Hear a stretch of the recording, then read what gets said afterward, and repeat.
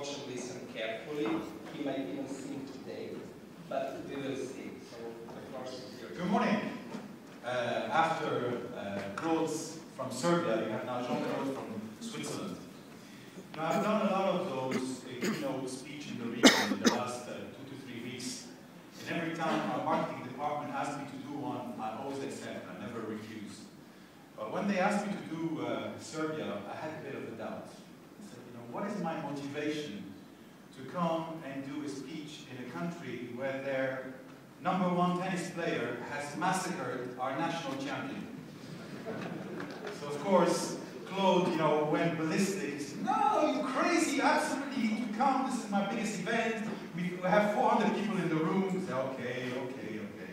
I'll put my national pride to the side and drag my feet here, and thank you for the humiliation. All right, what am I going to talk to you about today? 2 things. I'll start by talking about the industry trends. What are the issues that we have in our industry?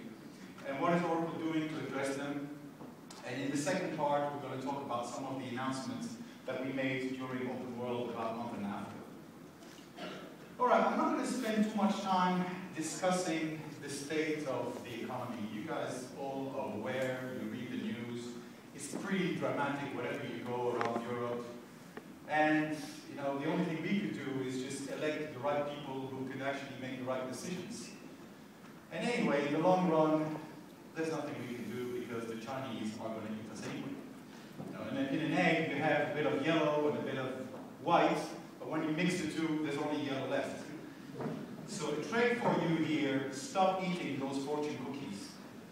This is a Chinese trick to keep us distracted while they eat us alive. All right, let's start to focus on the things that we can actually influence. And that's basically the only trick that we have is innovation. Innovation is really the only thing that will allow us to stay ahead of the game and will allow us to compete in the future. And we see companies that do innovation fast enough, or radical innovation, are the big brands in today's industry. And those who do not tend to fall behind or sometimes even disappear. Let me give you a couple of cases here. If you look at all those solutions and concepts, etc., these were not around 10 years ago. They were all invented in the last 10 years. So if you think about what are going to be the next trends in the next 10 years, who knows?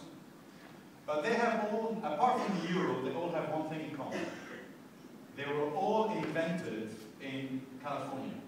And if you remember, California is a bankrupt state, like the euro, by the way. And maybe if the euro was invented in California, maybe it would be the world currency today. So, radical innovation is absolutely crucial. And let's look at radical failure. I have a couple of horror cases here. Borders is a company in the US that used to sell books in libraries. Been around for roughly 30 years, 20,000 employees, big company, with a lot of stores. And when Amazon came to the market, they said, "We don't understand this issue about buying books online. Customers want to come in our stores and touch the books before they buy them." And well, what happened to them last year? They just went bankrupt. And another case, Blockbusters. Anybody who's been in the US, those guys do video and CD rental. And they have, of course, completely missed the boat, the fact that people now more and more buy television on demand and YouTube and all these things. They also went bankrupt. 60,000 employees. If you look at Nortel, one of the big network equipment manufacturers in the telecom industry. At some point in time, Nortel was 1/3 of the market capitalization of the Toronto Stock Exchange. Went bankrupt too. Now let's talk about this interesting couple here. Anybody in the room from Nokia or Microsoft? No? Good. Let's talk about that.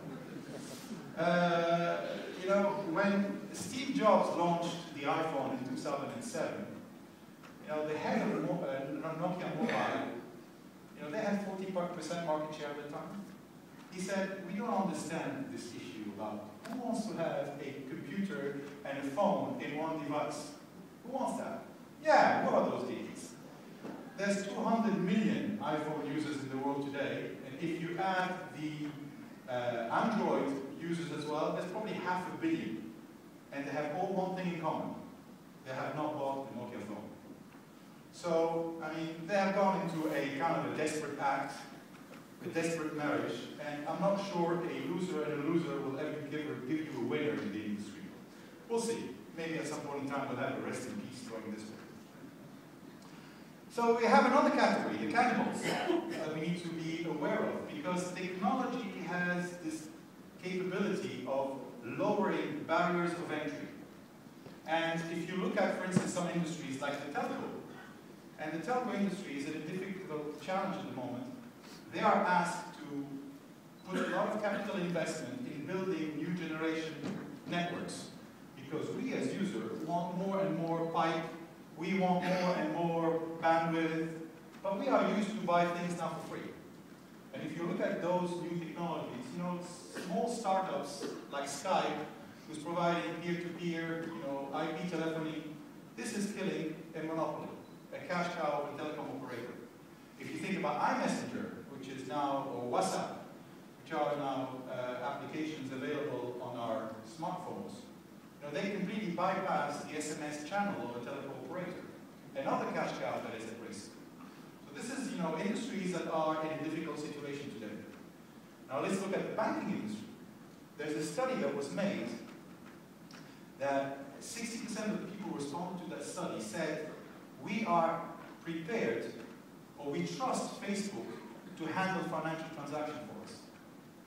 So for instance, you know, you are in a situation where you're buying services or leisure online, you want to go to see a movie with a bunch of friends, you go on Facebook, you know, you chat with your friends, let's go and see a movie, you go on Groupon, you buy your tickets together, you pay them through. This is a transaction that is no longer going through your bank. So again, you know, emerging technology putting an existing monopoly at risk. And what we see is that the rate of innovation is accelerating, because in the good old days, when you build success, you build a brand, you build a company, you became successful, you kind of had a guarantee to stay in the game for roughly 65 years. But today, 90 years later, that number has gone down to 9 years. And in certain industries, it's less than 9 years. Think about how quickly Nokia lost their #1 position in the mobile phone industry. It took them 3 years, not 9. So don't take your past success for granted. That's basically the key lesson here. Now this is an interesting chart from the World Bank, and it shows basically the amount of R&D investment in high tech. And you have here the percentage to the GDP, and at the top of the list you have Israel. But you also have it in absolute value, and we still see that in absolute value the US, you know, spends on average 400 billion on high-tech R&D per year. Now if you look at that number, let's zoom on that number, 405 billion, and if you put that into relationship to our R&D investments, we spend 4.3 billion on R&D every year. So we represent 1% of the US high-tech R&D. So if you have any doubt about our capacity to innovate, this is a proof point to you. And you need to understand that our world is now divided into two. You have half of the planet that is in high growth mode, and you have another half that is basically in low growth. And the strategies are completely different. So if you are in high growth mode, you have to acquire a customer fast enough. These are your first customers. These are the people who need your products for the first time. And if you are in low growth, this is a different ballgame. It's about a replacing game. And in a lot of cases, we see customers not necessarily needing a product, but wanting a product. So the marketing challenge today is, how do you make people who don't necessarily need something want to buy it? And the best example for that is the iPad. You know, a lot of people have an iPhone, they have a laptop, and they have also an iPad. Do we really need 3 things? I mean, do we absolutely need 3 things? There are some cases where it makes sense. But, you know, I'm not convinced that we absolutely need all those 3. It's nice to have, but it's not necessary. So that's basically the differentiation between those two. And let's go back to our famous divide between the those two blocks. So you have the southern hemisphere, southeastern hemisphere, that is now in high growth mode, and they are becoming more and more self-sufficient. Because if you look at their capability, they start to have everything today. They have a population, half of their population is below 30 years old.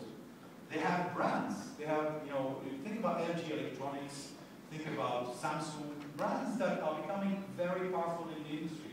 They have all the raw material they need. They have the high tech. They have everything.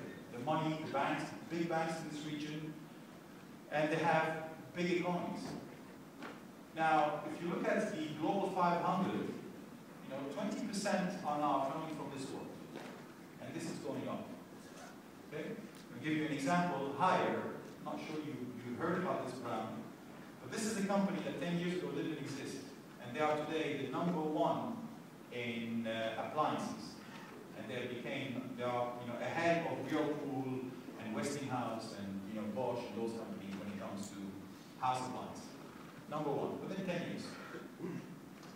And for the first time, we see that the export of China, or more than half of the export of China, is going to that block and no longer to the US and to Europe.